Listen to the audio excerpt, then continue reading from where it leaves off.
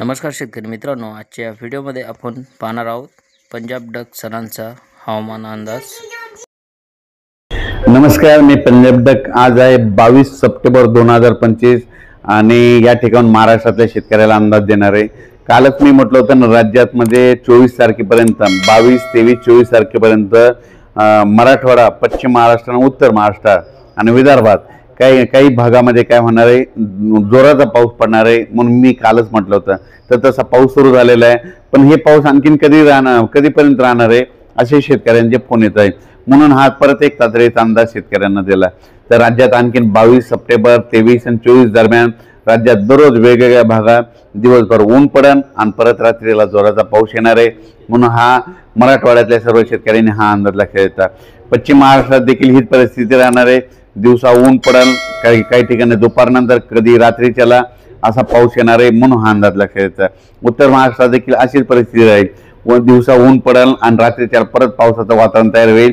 ठिकठिकाणी पाऊस पडेल, सर्वदूर पडणार नाही, पण पाऊस मात्र काही भागामध्ये जोराची हजेरी लावणार आहे आणि याच्यामध्ये स्पीड जास्त असणार आहे, म्हणून हे लक्षात येतं। त्याच्यानंतर विदर्भात देखील काय होईल, भाग बदलत पाऊस पडणार आहे, म्हणून हा अंदाज लक्षात येतं। त्याच्यानंतर 25 आणि 26 दरम्यान राज्यात 2 दिवस वातावरण कोरडं राहील, म्हणजे चांगलं ऊन तापन, म्हणजे चांगलं सूर्यदर्शन होईल।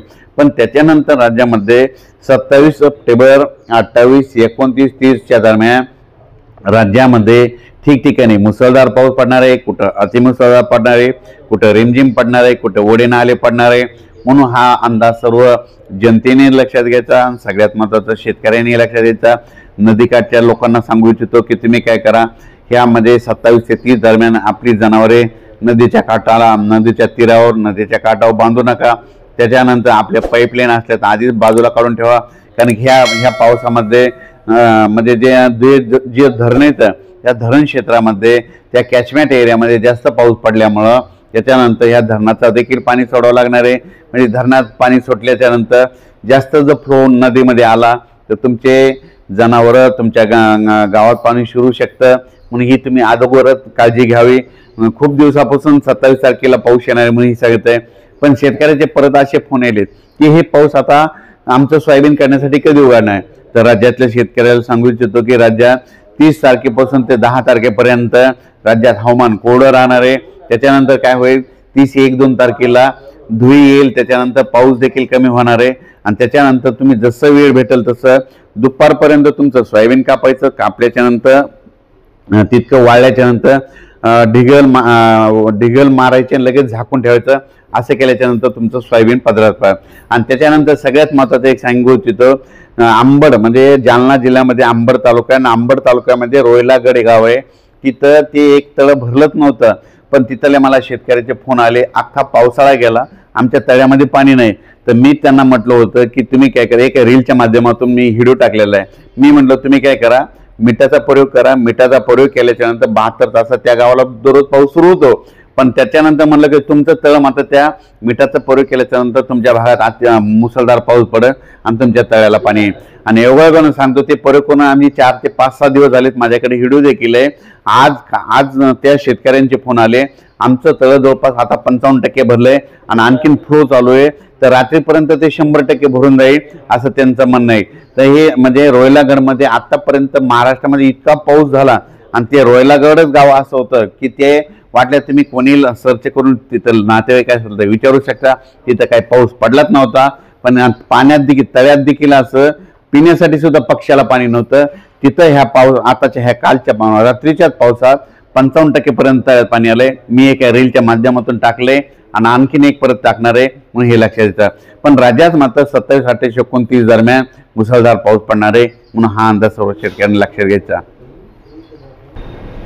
या पावसामध्ये विजेचं प्रमाण जास्त असल्यामुळे माझी शेतकऱ्याला विनंती आहे, तुम्ही काय करा, विजा कडकडत असताना झाडाखाली थांबू नका, आपली जनावरांकडे झाडाच्या खाली बांधू नका।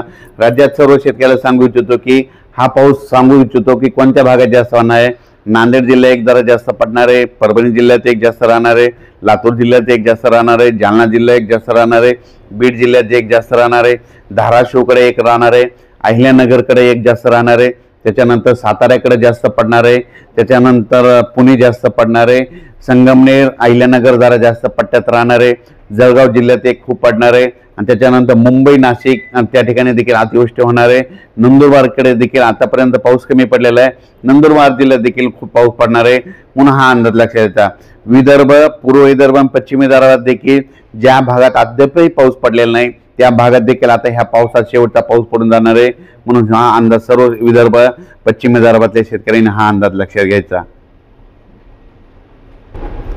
परत एक शेतकऱ्यासाठी आनंदाची बातमी, इतक्या दिवस पाऊस चालू आणि हे बंद कधी होणार आहे तर सर्व शेतकऱ्याला सांगू इच्छितो की 30 सप्टेंबर पासून ते 10 ऑक्टोबर पर्यंत राज्यात पाऊस विश्रांती घेणार आहे। त्यामध्ये तुम्ही तुमचं काय करा, सोयाबीन काढू शकतात, कोणत्या पिकाच्या फवारण्या असेल तर ते करू शकता म्हणून हा अंदाज लक्षात घ्यायचा। त्याच्यानंतर 10, 11, 12 ऑक्टोबरच्या दरम्यान एकदा थोडासा पाऊस येईल पण हे देखील जास्त प्रमाण नसणार आहे, व्याप्ती नसणार आहे, त्याचा अंदाज लगेच आपण उद्याच्या व्हिडिओमध्ये परत दिला जाईल। धन्यवाद।